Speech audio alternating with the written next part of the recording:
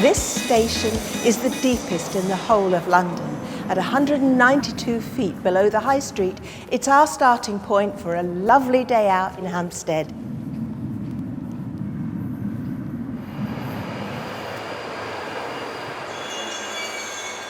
Doors closing. Please have your tickets ready.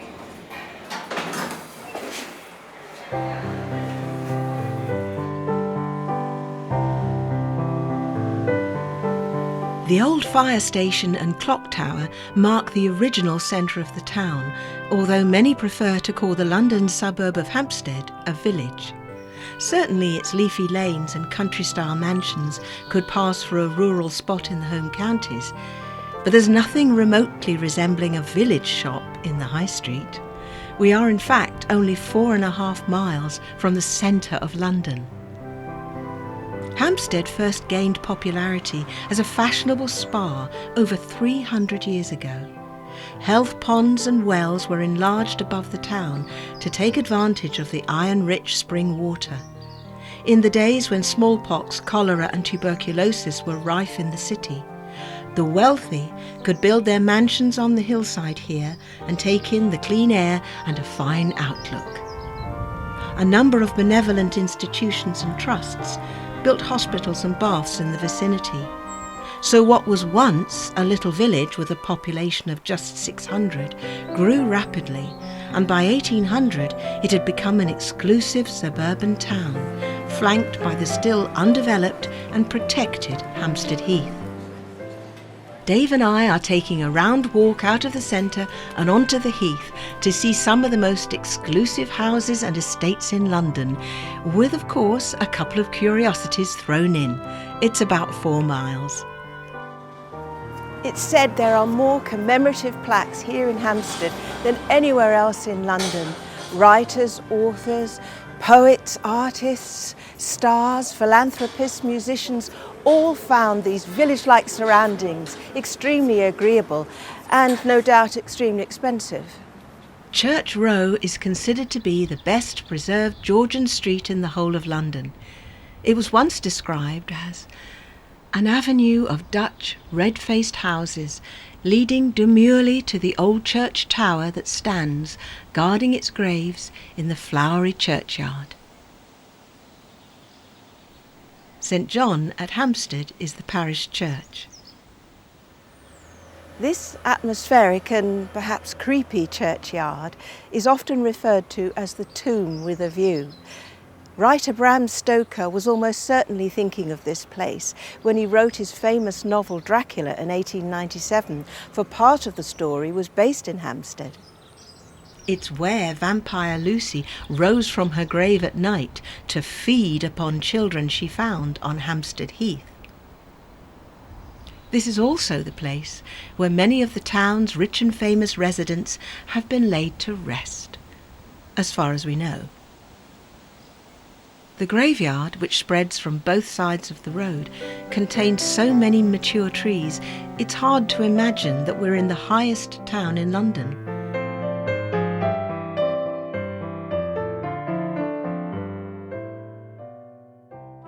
We climb the hill. Actress Dame Judi Dench and author Robert Louis Stevenson lived in these parts.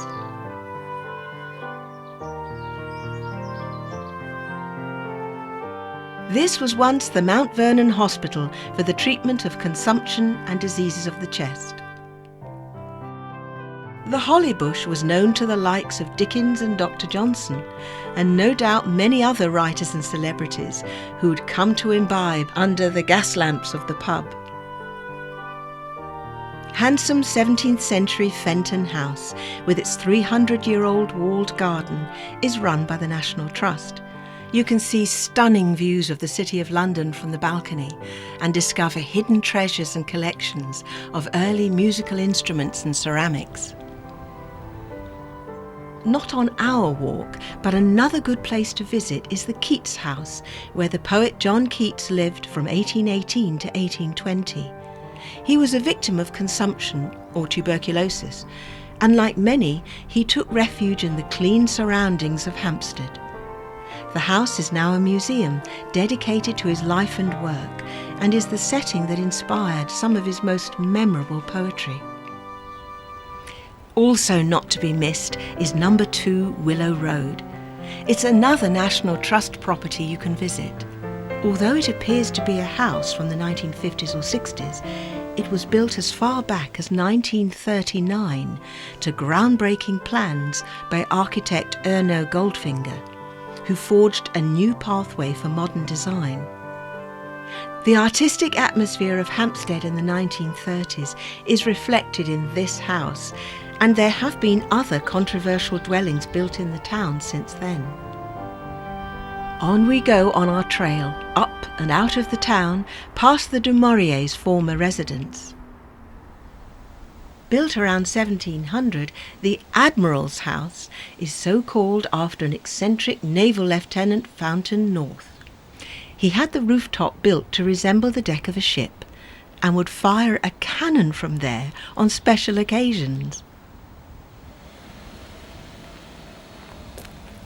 Behind the iron railings is a curious Hampstead landmark.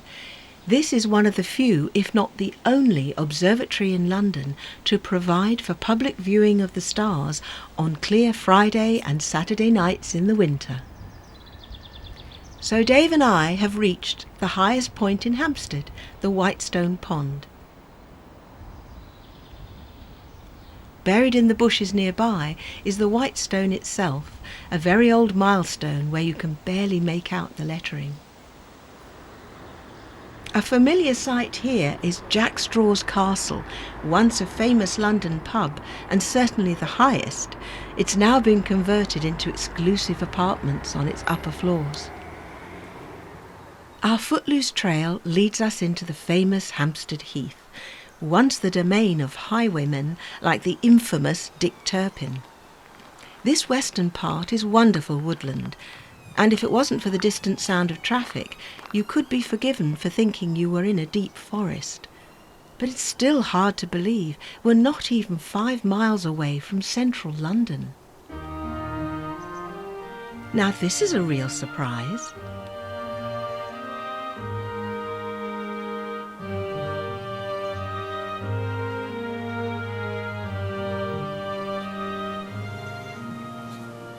You'd never known this was here, would you? Wow!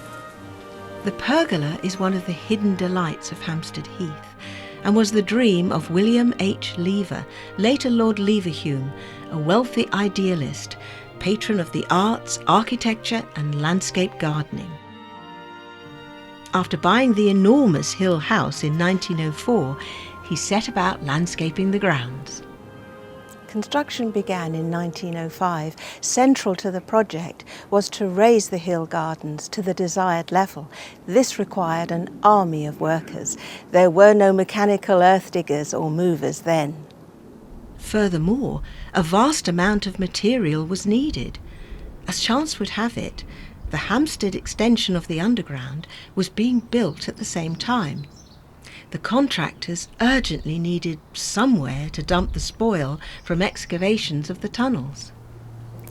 It wasn't long before there were thousands of wagon loads of that spoil lumbering their way up the hill. Astute Lord Leverhulme was paid a nominal fee per wagon for accommodating the very material he needed to landscape his dream. Masterminding the work was Thomas Mawson, a civic architect of some repute. After a number of alterations and extensions, this glorious project was finally finished in 1925, just before Lord Leverhulme died. After the Second World War, the Hill Garden and pergola had fallen into disrepair.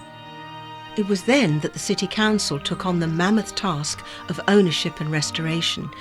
So today we can all enjoy this dream garden once more, just as it was created almost a century ago. These days, Hampstead doesn't attract the huge number of tourists that it used to. From Victorian times, Appy Hampstead was a large draw for the working-class Cockney population of Lannan. On high days and holidays, it was traditional to have a grand day out or a beano in the country. Many would come to the Heath and seek out the local pubs here. Perhaps the most well-known is the Old Bull and Bush, which had a music licence, immortalised in song by music hall artist Florrie Ford.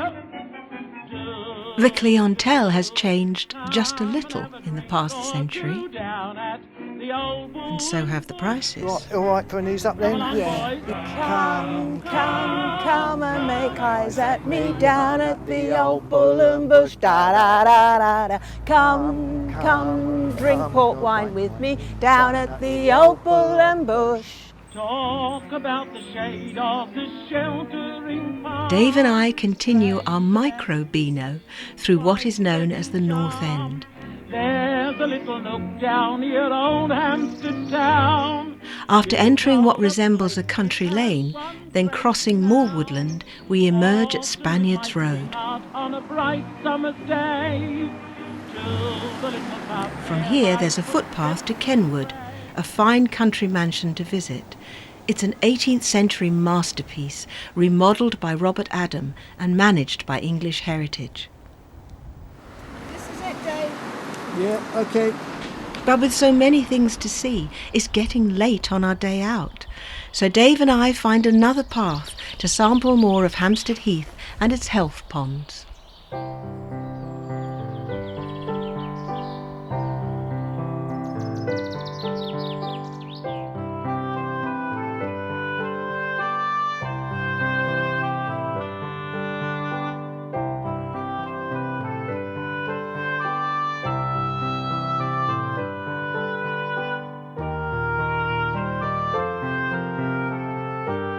Almost 500 years ago, in 1524, Hampstead Heath became a refuge for Londoners. Astrologers had predicted that a great flood would submerge the city.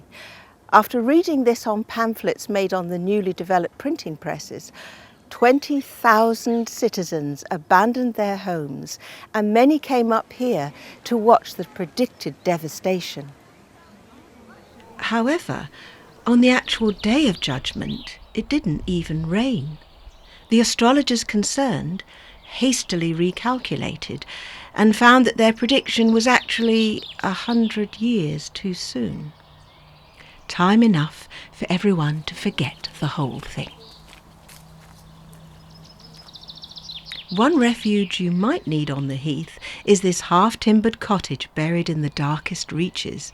It's actually a public convenience. It's amazing to think that despite many attempts over several centuries to build on this exclusive piece of countryside, it still remains unspoilt and free for everyone to enjoy. It's interesting to know that these small outlets from the health ponds form the tributaries of the Fleet, London's most well-known lost river. This intriguing waterway flows underground for most of its journey to the Thames, but that's another story. Our day out is almost over, and we start the descent into Hampstead town.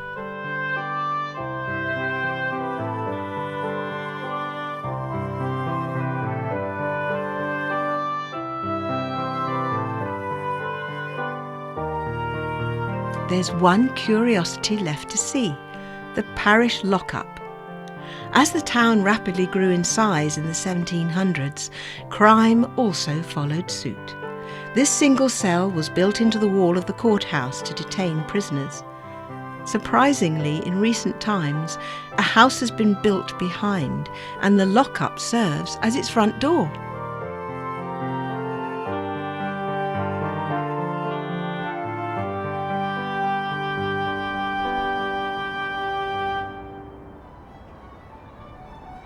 It's been quite a hot day, and we're both in need of refreshment.